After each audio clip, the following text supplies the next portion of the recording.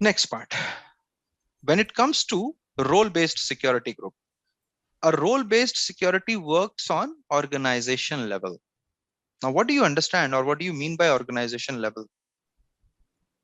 To create a group, right? Or to I'll tell create you, the a first role. step is not, no, the first step is not to create a group. The first step will be to create a role. Role, right? Okay. Okay. So that role will Then, have the access, right? no, The role will have the Ro- field access, or how you no, will show again, that? no, again, don't get confused. I have not shown you the process. Okay. Okay. But if you're asking about the process, the first thing is the role has to be created. Then Hmm. you create a role-based security group. Correct. And then you assign the permissions to the role-based security group. Okay. Okay. Okay. So this is the, process. Yeah. But right now, I'm not talking on that. What I'm trying to tell you is a role-based security group works on organization level. Yeah. And what is this organization level? Different department. Different department. Okay, that's fine. Anything else apart from departments? You use the Workday terminology. So what do we have as a department in Workday? Organize.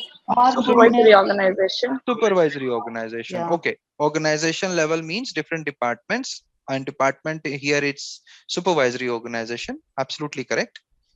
What about others? I give you an example in the beginning of an accountant, right? So what is the accountant's role? What would an accountant do? Manage financial data. Financial transactions or data. And how will they get access to that? Through security. They will need a cost center data. They will need various kind of They will reports. only need cost center data. Okay. To how, where is the finance captured? Finance details are captured in cost center. That's what we learned, that we create cost centers because our data is captured in that. Correct. Yeah. So if our data is captured in a cost center, then we can't do anything. We will have to give the access of the cost centers to the accountant. Then only they will be able to perform their day-to-day activity. So what is a cost center? It is a predefined organization. Yes. Hmm. Right. Yeah. So according to the roles and responsibilities, guys, you need to ensure you are only giving that access which is required. If you are giving access of supervisory organization to an accountant, then that is a wrong assignation. You cannot do it. They will be able to make the changes in the supervisory organization. Are they allowed to do it? No. No, No. right? Yeah. So you have to be very specific when you have to give the permissions. And as I stated, you are giving a permissions on the roles. Basically, what is that person going to do in the organization, right? So as per that, you will give the options to perform only on the organization level. So a role is enabled for organization, whether it is predefined, custom, or supervisory. It does not matter, but a role will be assigned on that. Hmm. Okay. Okay. Okay. Does it make sense? Yes. You see this option, role-based security group. It works on organization level. Now, what are the organizations? I have predefined organization, region, cost center, location, company, and their hierarchy, custom organization, and supervisory organizations. Okay. So Yes. if I have to create a role, I will have to mention that I'm creating this role for which type of organization. Okay. That is what you have to remember. Now, someone asked me that what is the process? How do we actually go ahead and create a role or a security group, right? So the first step is, if I have to create a role-based security group, I have to go ahead and first of all create a role. Okay. We'll come to the user-based security group in some time, but let's first understand the role-based security group. See, so let's create a security group which will have the HR partner permissions, which will be there. So access to compensation, personal information, right? Now, what will happen? A role-based security group is applied on an organization level. Now, there are steps. We have to remember that. Hmm. The first step is when we have to create a role-based security group, we'll have to first of all create a role. Okay. Then we will create a role-based security group. The third step is assign the role to that security group, and then you assign the permissions to that security group. Clear to Yeah. everybody? Yes. Yes. Okay. Do you want me to configure it today, or you want me to basically explain you user-based security group also and then configure it? How do you want to go ahead? Yeah, We better to proceed explain complete user role based. based, I guess. We'll be clear on that. Okay. I mean, anyways, I have to start both, right? So that's the reason I'm asking you. Because we are left with hardly 10 minutes. So if I start the configuration of role-based security group, it will not finish in 10 minutes. It will take approximately 20-25 minutes. So better to explain about user based security group. Yeah, let's understand the user-based security group, and then tomorrow when we meet, we will again, start with role-based only. Okay. Okay. Yeah. So guys, we understood, right? The role-based security groups works on organization level. Now, organization level could be anything predefined, custom, or supervisory. Okay. So you have Yeah. to define the organization Organization. where my role is going to perform that activity. Okay. So if you have defined it correctly, then there will be no challenges. Absolutely everything will be smooth. If the permissions are defined wrong, there could be a lot of escalations. Imagine that someone is able to change the compensation data for other employees. Yeah. What will happen? Someone can lose the job, Yes. right? Right? Correct. Yeah. Right. So these are very sensitive changes that we do. So we have to be very much sure what are we doing. Okay. Then comes the next option, which is user based security group. Now this has more powers. Okay. So user based security group works on tenant level. Now you saw that a role based security group works on organization level. You have to define that, okay, this role is only restricted to this particular organization, whether it is company, cost center, region, supervisory organization, whatever it is. But when you create a user based security group, a user based security group works on tenant level. Now what do you mean by tenant level? What does this word tenant, you know understands you? What comes in your mind when you just think of this word tenant? Then nothing but application. Subscription. Tenant basically means the complete application, Yeah. the Workday system, Yes. right? Yeah. Which means you are not restricted to one organization. Mm-hmm. You are free to move anywhere on that tenant, like the way we are moving, right? I'm able to create supervisory organization also. I'm able to go ahead and make the changes in the permissions also. I'm able to create compensation also. All these things we are able to do, right? Yeah. Yes. So which means my permissions are user based permissions. It works on tenant level. Now I can go ahead and see any data which I am supposed to see, but there will be restrictions there also, that I cannot go ahead and see anybody's personal data. It will be basically masked. Mm-hmm. Okay. So there are options in Workday. What do people do in their organization? They mask the data. So you would have seen that, when you look into somebody's bank account details, you may only see the last three digits. Other things are, star star star star Yeah. star, right? So Yes. those things are also done in the organization just to make sure that the security is not violated, and it is not done directly on the Workday. You get certain extra tools which the company buys to perform those activities. So that is basically called a kind of masking. So when a user based security group is created, it works on tenant level. So anybody who is assigned with the user based security group, which means that person knows everything in Workday generally. Otherwise, you will not get a user based security group. You will only get a role based security group. Even the developers get a role based security group. the Workday consultants, they are also not given user based security group. Why? Because you cannot go into every place. Sometimes you have seen that we are also restricted. Like I was not getting the permission to move workers when we were going into the reorganization. Do you remember? Yes. Yes. Yeah, because not everything has been given to me also, and there are certain restrictions. So in the user based security group also, I can restrict people only through that way by which I can assign the permission. But if a user based security group is assigned, they are more powerful, they are way more powerful than anybody who has got a role based security group.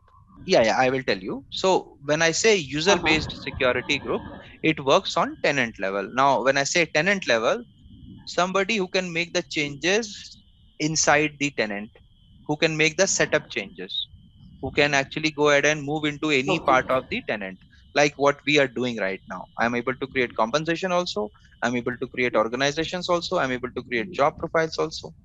But I still have Okay. restrictions. I cannot make changes everywhere, which means my user group, maybe my security group which has been assigned, they also have a user based security group, but they have not given the complete access. So the complete access is given Okay. only to security administrators, guys. Somebody who knows Okay. Workday in and out, somebody who can fix issues in case nobody is able to do it. Okay. So those are very Okay. specific people, and you will not have two to three or maybe two or three security administrators in an organization. You will not have a huge number of security administrators. Now, in a way, you can understand that when you work in an organization, right? So let's say your laptop that you have been, you that have been assigned to you from the organization, right? So what Hmm. happens in that? That your system crashes. Let's say your Microsoft Office is not working anymore. What would you do? You need to contact the admin, like Yeah. Yeah, IT help IT desk help. or admin help desk who is going to take care of that, right? Yes. Yeah. What do they do? They will come to you if you're in office. If you're not in office, they will ask, can you give me a remote access to your system, right? correct. And Yeah. what they will do, they will log in as their employee, they will log in as a system administrator, and they will go ahead and install the application, and it will start working fine, and they will say, okay, is there anything else I can help you with? You say no, they disconnect and they go away. They will not even ask you for your username and password, correct? Yeah. True. So how are they controlling it? They are controlling it through their permissions, because they are the administrators who have Admin. access to each and every system of the company. Similarly, this user based security group is also like that. If you are assigning somebody a user based security group, like I'm using proxy, right? You have seen that sometimes I use a work as Yeah. Logan, sometimes I work as Adam, sometimes as Steve. Why? Yes. Because I have that permission, I can switch. The same thing is are given to you also, Mm-hmm. right? So these permissions are only way by which you can make the changes, and that's the reason it is given to everybody the way they want to use it. And that's the reason user based security groups are more powerful, because it is not restricted to a particular organization, but it is on the tenant. You got it? Yeah. Okay. So now is the time to actually define how we go ahead and define both the security groups. User based is very simple. You just have to create the user base, and then you have to make sure that it is administered by somebody. Because if you don't make it administered by somebody, that means that person is the most powerful person if in the Workday tenant. They can make any changes, and you cannot control it also. Are you getting the point? Yeah. So we will see how to control that, and how do we create a role based security. Okay, but for that purpose, first of all, I'll have to create a role. Now we have got 4 minutes, and uh, so I'll just explain you the steps, guys. To create a role, there is a task called maintain assignable role, and there are three mandatory things that we have to do there. So whatever role you are creating, you have to put the name of the role. Let's say I'm creating a HR executive role. Okay. So as per the role, what will a HR executive do? You have to think. Tell me, what will HR executive do? HR executive will do all activities HR related, like from recruitment to Recruitment too. uh, exit. I mean, end to end Yeah, their hire activities. to fire. You are saying, Yeah, right? I So could. where are these activities done? Which is that organization where it will be done? Because you have to think about the Yeah, organization there. So yeah. where is that which is the organization where you will perform these kind of activities? HR department, right? No, no, HR Mm, department is where they will be joining, but Ah, their day-to-day activity will be defined to some organization, right? yes, yeah. So which is that organization? Which is the type of organization? I'm not saying department. Which is the type? You have to tell me the type. As you have company cost supervisory. and Yeah, it so, could be IT, it could be yeah, any organization, yeah, right? that is IT. That is the name of the department. But if you have to use the workday terminology for the department, what will that be? Which type Predefined of organization. sorry? Supervisory. Supervisory organization, guys. So that is what I need to know. Yeah, yeah. So if you are giving a permission to HR executive, you will give the permission of supervisory organization. Yeah, yeah. Will Sorry. right? So Yes. they will be able to create a position in the supervisory organization. They will be able to hire somebody in a supervisory organization. They will be Yes. able to terminate Yeah. somebody, right? Yeah. So what does that mean? I am going to give the permission of a supervisory, not Supervisory. a, but all the supervisory organizations. And Yeah. then wherever you are going to assign that HR, they will be limited to that supervisory. It's not that they will be, moving ahead in all the supervisory organizations. No. Mhm. Yeah. Okay. So Yes. that is where you have to identify the type of organization which you will be assigning it. And then who can assign these roles? Because you are creating a role. So you need to have that person also, right, who will be assigning these roles. So by default, what we do is we put security group there Yeah. as security administrator, because any changes you're doing in the security, it has to be done by security administrator only. You cannot do it by yourself, right? okay. Yes. So that is also Yeah. important to understand. Okay, guys, so I'll not take much of your time now. It is all about the configuration. So hopefully tomorrow we will be able to complete the configuration also. Right then. So for today, I think we can conclude it, but hopefully tomorrow we will be able to wrap up the security, which is your data security. Action security still is there. We will not be able to complete it in just one day. It will take some time. If you have understood data security, action security will take a hardly 30 minutes, not even that, maybe 15-20 minutes itself, Okay. because the process is same. Okay. Okay, so Yeah. I will be taking your leave now.